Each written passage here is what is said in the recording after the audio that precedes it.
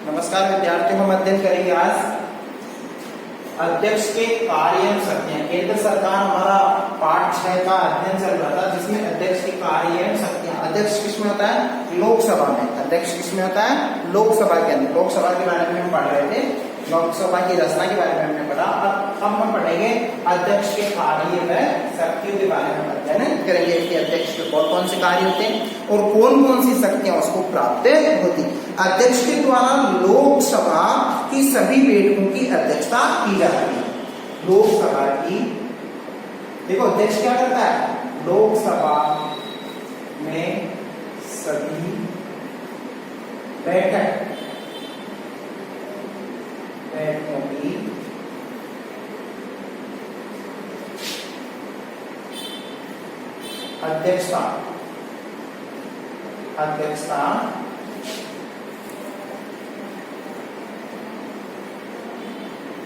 अध्यक्षता करता है।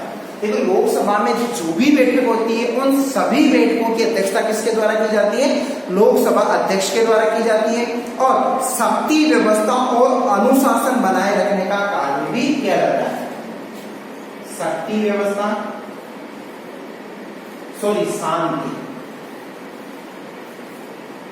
शांति व्यवस्था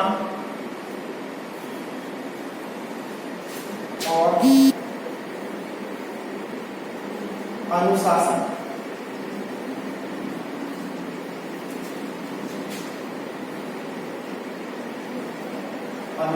भी बनाना है। ठीक है, ये दो प्रथम कार्य तो गया। लोकसभा में सभी बैठकों की अध्यक्षता करता है और शांति व्यवस्था और अनुशासन भी बनाता है। अनुशासन से संबंधित कार्य भी किया जाता है। दूसरा है लोकसभा का समस्त कार्यक्रम और कार्यवाही अध्यक्षता के यानी अध्यक्ष के द्वारा ही निश्चित की जाती है। लोकसभा की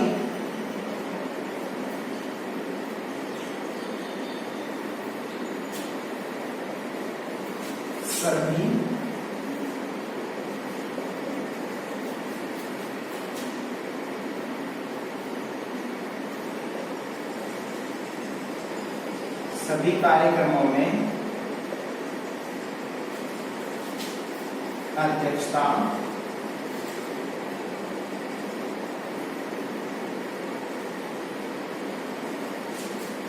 लोकसभा की सभी कार्यक्रमों में अध्यक्षता भी किसके द्वारा की जाती है? अध्यक्ष के द्वारा ही की जाती है।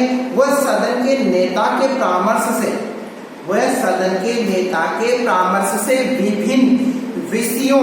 विभिन्न विषयों के संबंध में वाद विवाद का समय भी निश्चित करता है।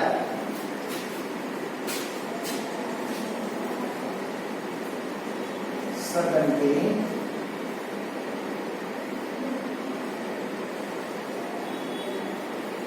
नेता से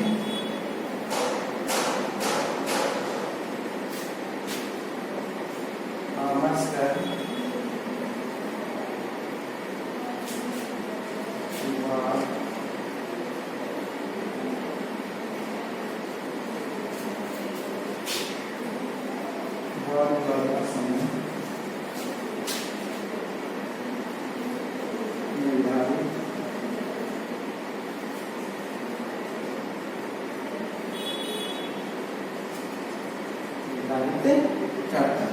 सदन के नेता से परामर्श कर वाद विवाद का समय भी इसके द्वारा क्या किया जाता है? निर्धारित किया जाता है। वह सदन की कुछ समितियों का पदेन सभापति होता है। सदन की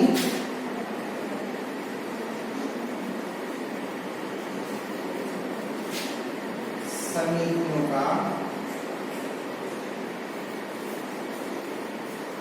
पदेन सभापति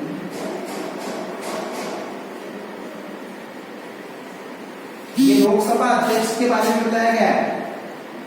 इसके बारे में बताया गया है, लोकसभा अध्यक्ष के बारे में बताया गया है। और संसद और राष्ट्रपति के बीच पत्र व्यवहार और उसके ही द्वारा होता है।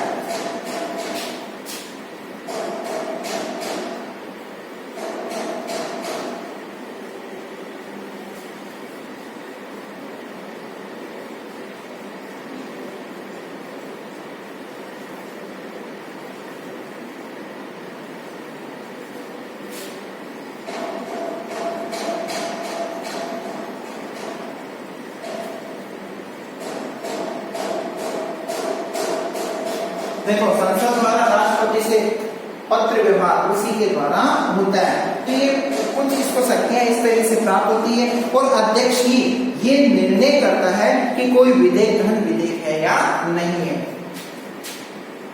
अध्यक्ष ही निर्णय करता है कि विधेयक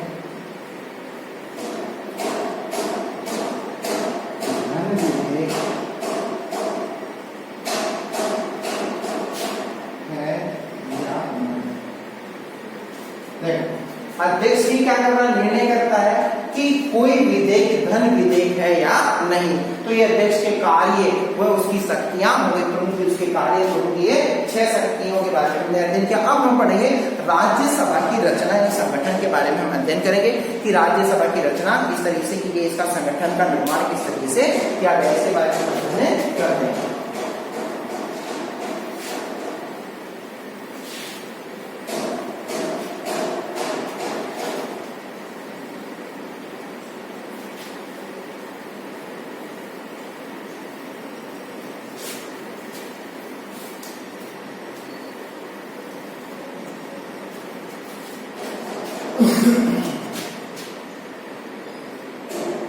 राज्यसभा की रचना या संगठन के बारे में अध्ययन करते हैं। तो सबसे पहला इसमें पॉइंट दे रखा है राज्यसभा की रचना संगठन में सदस्य संख्या और निर्वाचन पद्धति। पहला है सदस्य संख्या व निर्वाचन पद्धति।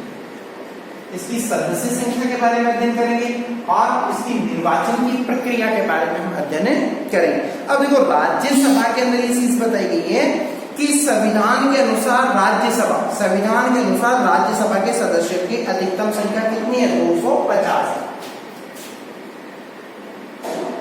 सदस्य कितने हैं इसमें, 250।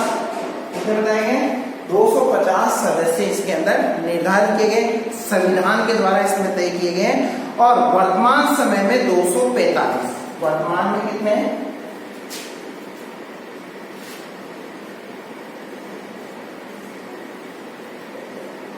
245। कितने सदस्य बताए गए, 245 सदस्य वर्तमान के अंदर, ठीक है। और जो प्रारंभ के समय के, और हाँ दूसरी चीज इसके बारे में, जो राज्यसभा है, राज्यसभा को द्वितीय सदन कहते हैं। क्या कहते हैं, द्वितीय सदन कहते हैं और उच्च सदन के नाम से ये जाना जाता है। और लोकसभा को निम्न सदन कहते हैं और इसे लोकसभा को निम्न सदन के नाम से जाना जाता है। और जो राज्यसभा है, राज्यसभा को उच्च सदन के नाम से जाना जाता है, ठीक है। ये इसकी विशेषता है। और अब देखो इसमें जो 245 सदस्य हैं, इसमें से 12 सदस्य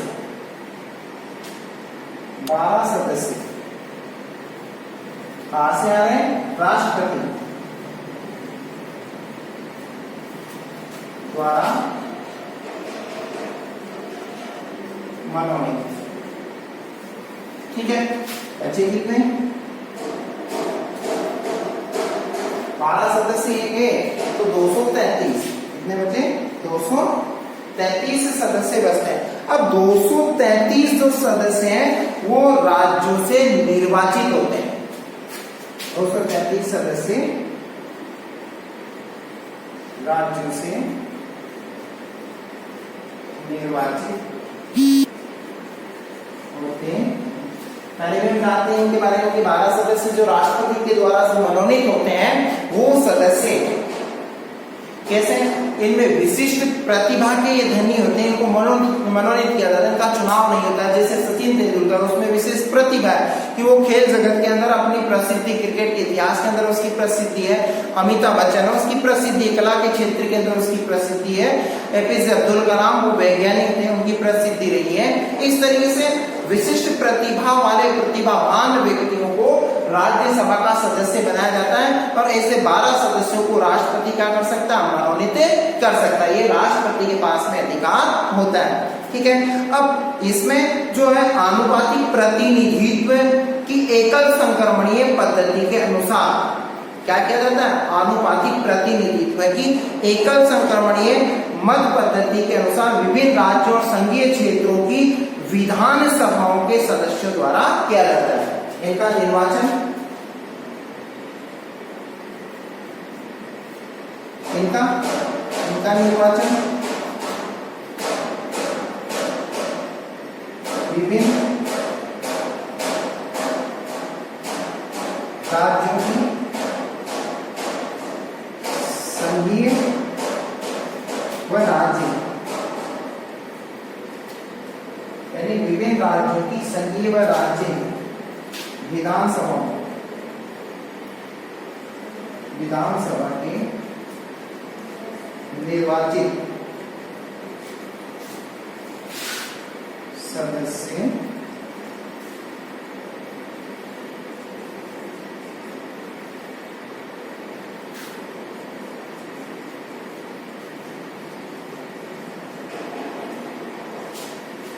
इनका विभिन्न राज्यों की जो संघीय और राज्य यानी संघ शासित क्षेत्र और जो सामान्य जो राज्य हैं उन राज्यों की जो विधानसभाओं के जो निर्वाचित जो सदस्य हैं, निर्वाचित सदस्य इनको क्या करते हैं, निर्वाचित करते हैं। यानी इनका काम क्या है, इनको निर्वाचित करने का कार्य। 233 सदस्यों का इस प्रकार से क्या होता है, निर्वाचन होता है। तो ये इसकी सदस्य संख्या, निर्वाचन के बारे में हमने अध्ययन किया। अब सदस्यों की योग्यताएं यानी सदस्यों के लिए आवश्यक योग्यताएं क्या होती है, योग्यता। अब इस योग्यता के अंदर क्या बताया गया है, योग्यता के बारे में हम अध्ययन करते हैं। देखो, जो योग्यता के बारे में बताया कि राज्यसभा के सदस्यों के लिए योग्य जो राज्यसभा के सदस्यों के लिए जो योग्यताएं हैं, जो लोकसभा के सदस्यों के लिए यानी जो लोकसभा के सदस्यों में जो योग्यताएं निर्धारित कर रखी है, वही योग्यता किसके लिए निर्धारित कर रखी है, राज्यसभा के सदस्यों के लिए निर्धारित कर रखी है। दूसरी चीज, अंतर केवल यह है कि लोकसभा के सदस्यों के निर्वाचन के लिए यानी वहां लोकसभा के अंदर कितनी है, लोकसभा उम्र 25 वर्ष, ठीक है, लेकिन राज्यसभा उम्र कितनी बताई गई है, 30 वर्ष। 30 वर्ष का होना आवश्यक है। यानी उसमें योग्यताएं कितनी तय की गई है, लोकसभा के अंदर उम्र कितनी है सदस्य के लिए, 25 वर्ष है, जबकि इसमें कितनी उम्र तय की गई है, राज्यसभा के लिए 30 वर्ष की उम्र निर्धारित की जा चुकी है। और राज्यसभा भी सदस्यता के लिए 30 वर्ष की जो उम्र रखी गई है, ये आयु का होना आवश्यक है। ठीक है, इनका कार्यकाल लोकसभा का 5 वर्ष का होता है, इनका 6 साल का होता है। इस तरह से इनके कार्यकाल निर्धारित। अब सदस्यों का कार्यकाल, सदस्यों का कार्यकाल किस तरह से, लोकसभा का कार्यकाल नहीं है, सॉरी इसका राज्यसभा का कार्यकाल नहीं है, सदस्यों का कार्यकाल। अब सदस्यों का जो कार्यकाल है यानी राज्यसभा एक स्थायी सदन है। राज्यसभा क्या बताएगी है, यह है स्थायी सदन, कभी क्या नहीं होता, भंग नहीं होता, यह भंग नहीं होती है, मतलब कभी डिसमिस नहीं होने वाली है, कभी भी इसको क्या नहीं किया जा सकता, डिसमिस नहीं किया जा सकता, जो कभी भंग नहीं होने वाली है। और कार्यकाल 6 वर्ष है, कार्यकाल सदस्यों का कितना दे रखा है, 6 वर्ष। सदस्यों का जो कार्यकाल है वो 6 वर्ष का इसमें निर्धारित कर रखा है, यानी 6 वर्ष का कार्यकाल होता है। यानी स्थायी सदन है, 6 वर्ष कार्यकाल है। 1/3 सदस्य प्रति 2 वर्ष बाद में क्या हो जाते हैं, सेवानिवृत्त। 1/3 सदस्य 2 वर्ष बाद सेवानिवृत्त।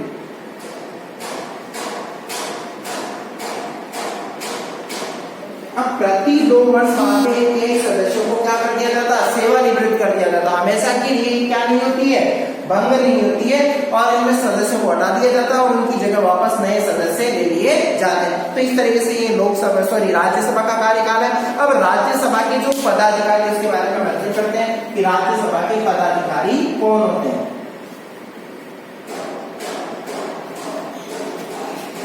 राज्यसभा के पदाधिकारी चौथा है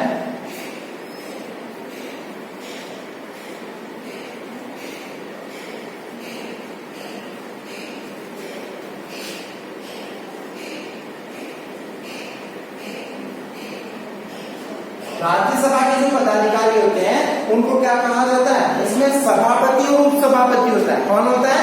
सभापति, क्या कहते हैं उनको? सभापति। और दूसरा कौन होता है? उपसभापति। और वहां अध्यक्ष और उपाध्यक्ष होता है, यानी लोकसभा के अंदर अध्यक्ष और उपाध्यक्ष होता है, जबकि राज्यसभा में जो पदाधिकारी होते हैं वो सभापति और उपसभापति होते हैं। ठीक है। अब देखो, जो भारत का जो उपराष्ट्रपति है, भारत का उपराष्ट्रपति राज्यसभा का पदेन सभापति होता है। भारत का उपराष्ट्रपति, भारत का उपराष्ट्रपति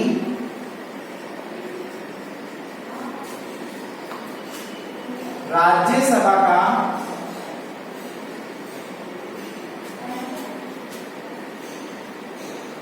सभापति होता है। यानी भारत का उपराष्ट्रपति है वही क्या रहेगा, इसमें उपसभापति की भूमिका निभाएगा। उपसभापति के तौर पे किसे देखा गया? भारत के उपराष्ट्रपति को। अब राज्यसभा अपने सदस्यों में से ही किसी एक को, राज्यसभा अपने सदस्यों में से ही किसी एक को 6 वर्ष के लिए क्या करती है? उपसभापति के तौर पे चुन लेती है। उपसभापति कौन होता है? अपने सदस्यों से ही उपसभापति